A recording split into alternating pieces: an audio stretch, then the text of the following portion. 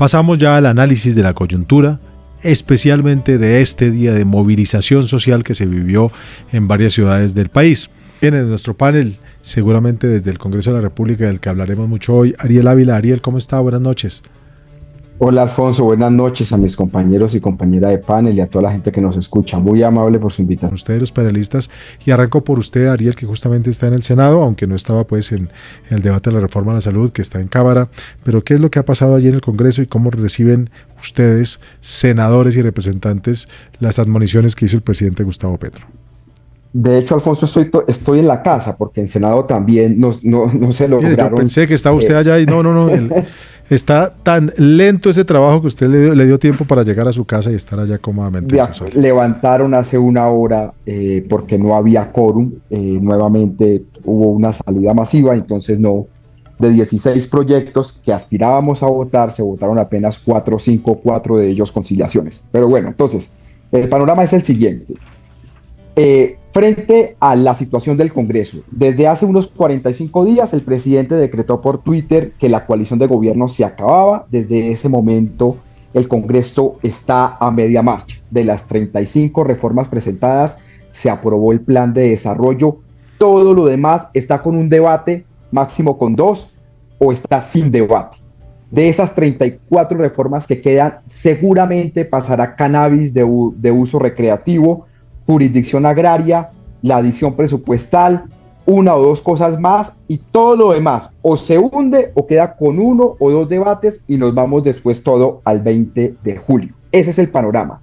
La situación más crítica está en el bloque de reformas sociales, es decir, salud, pensión, laboral y educación, que es la única educación la que está más o menos pasando relativamente tranquila. En todas las demás hay unas cosas. En los demás bloques de paz y seguridad hay algunos avances, pero la ley de sometimiento pues está prácticamente congelada. Yo soy el ponente.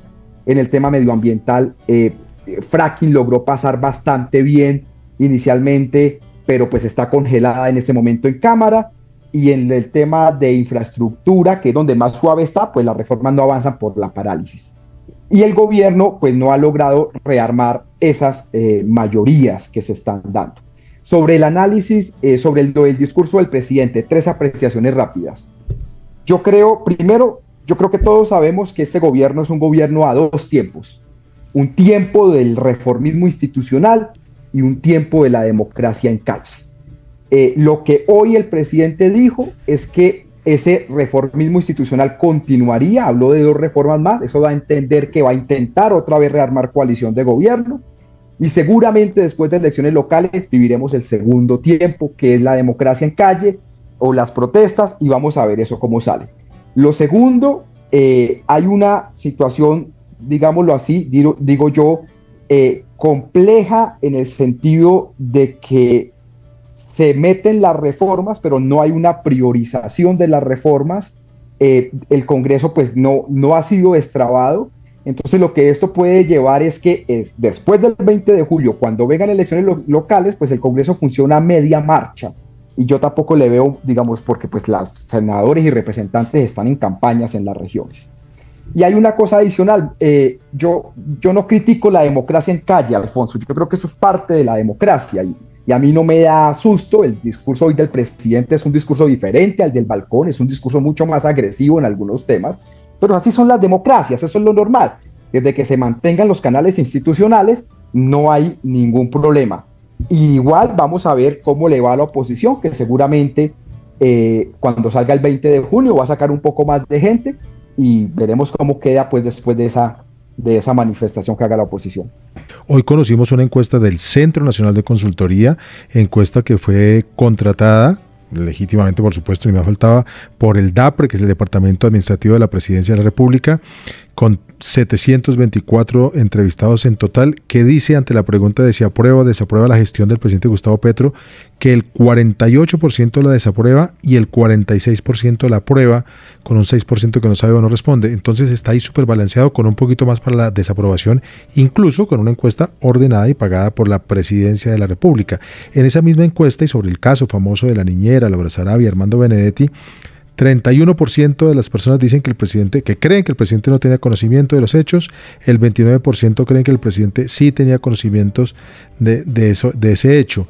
Y ante los anuncios que ha dicho el presidente de que el gobierno no ha ordenado ninguna interceptación, el 42% cree lo que dice el presidente, el 36% aprueba la decisión del presidente, pero no le cree lo que dice, y el 10% le cree lo que dice. Son datos de la encuesta del Centro de Consultoría para la presidencia de la República. En otra pregunta, el 41% cree que el presidente no es respetuoso de la democracia, el 50% cree que el presidente sí es respetuoso de la democracia. Pero volvemos entonces con ¿qué ganó o perdió el presidente Gustavo Petro, Ariel Ávila? Mire, Alfonso, yo en este caso me separo de mis compañeros y mis análisis son diferentes. Yo creo que aquí, en sentido estricto, no hay un ganador o un perdedor hasta que no sepamos cómo sale el 20 de junio a la oposición. Pero yo creo que esto es un precalentamiento. O sea, yo sí siento que el gobierno está calentando para que el presidente haga lo que mejor sabe hacer, es sacar a la gente a la calle, irse a la confrontación directa, y la oposición está igual calentando esto. ¿Cuándo vamos a ver ya que no sea calentamiento sino lo demás? Yo creo que después de elecciones locales y después de que las reformas o pasen o fracasen. Pero yo aquí veo es que aquí hay un precalentamiento. Lo segundo es que hay varios problemas diferentes que confluyen en una gran crisis. Uno, hay un problema de coalición de gobierno en el Congreso, donde la presión de la calle influye, no influye, pero las dinámicas son otras. Es decir, allá hay expresiones por puestos, por contratos, por otras cosas, que poco influye lo de la calle. Yo, por ejemplo, una pregunta que uno hace al aire: ¿por qué el presidente de la Comisión Primera de Cámara tiene engavetado 3 proyectos importantes? ¿Por la calle? No creo. Debería decir por qué. Pues digamos, ¿qué es lo que está pasando de fondo? Y ahí vamos a saber. Entonces, hay unas dinámicas propias del Congreso. Lo cierto es que el gobierno no ha podido rearmar mayorías. Hay un segundo problema que son los tiempos. Tiempos para las reformas, pero una cosa, tiempo para las elecciones locales. Es decir, yo sí creo que no tanto la reforma, sino la dinámica en calle, en algunas zonas va a influenciar los resultados del 29 de octubre.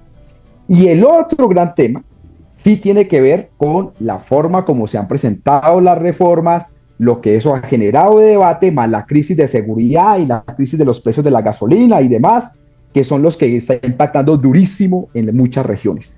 Cuando tú sumas todas esas 3 cosas, claro, ahí ya viene. Entonces, ¿qué es lo que va a venir? Yo por eso digo, yo aquí diría que no veo ganadores ni perdedores, lo que veo es que esto es un precalentamiento.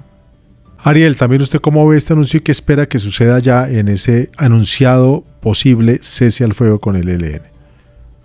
A ver, Alfonso, yo diría como las siguientes 3 apreciaciones rápidas. Yo creo que el presidente, y hoy fue clarísimo en el discurso, cada vez que él tiene una crisis, él tiene 2 formas de replegarse. Una es hacia la paz, y volvió a hacer ese repliegue hacia el discurso de la paz. Y creo que lo de mañana le viene bien en el sentido de la agenda pública y política. Frente a lo del proceso, pues la información que tengo, pero mañana lo sabremos. Yo creo que hay unos protocolos bien hechos, hay un mecanismo de verificación bien montado.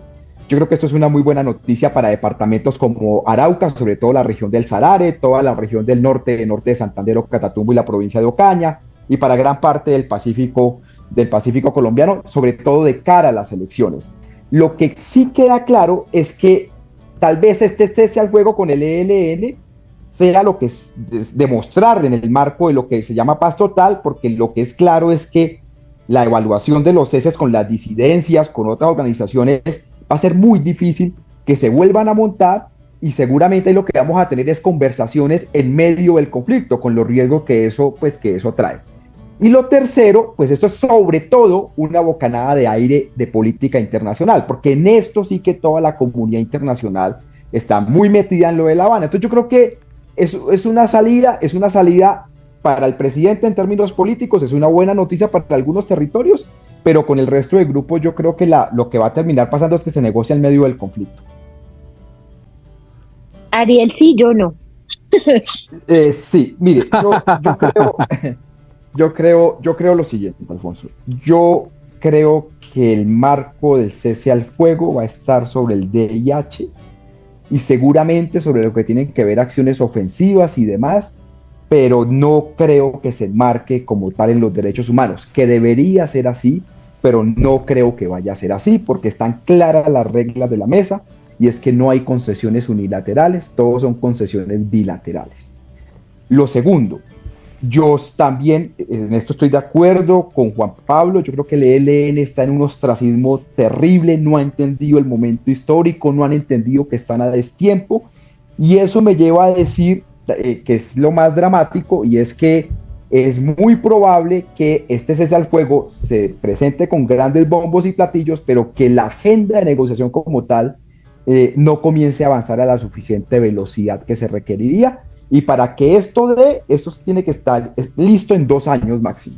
Porque todos sabemos que hacer coincidir firmas de acuerdos de paz con calendarios electorales sale muy mal. Eso también ya nos lo ha dicho la experiencia. Y el último asunto. Yo por el contrario creo que el mecanismo de verificación va a ser relativamente sencillo, en el sentido de que ya tenemos mucha experiencia en eso, que lo va a liderar parte de la comunidad internacional, y ahí no veo tanto susto. Coincido en las preocupaciones en territorios como el Pacífico Nariñense o el departamento del Chocó, donde evidentemente pues hay otras organizaciones criminales y entre ellos no hay cese al fuego, es decir, las confrontaciones entre el ELN y las disidencias van a continuar. Pero en todo caso yo sí creo que hay zonas donde van a haber una mejoría humanitaria muy grande, como lo que está pasando en Arauca, que el año pasado fue, por ejemplo, el departamento con más tasa de homicidio y este año arrancó bastante mal.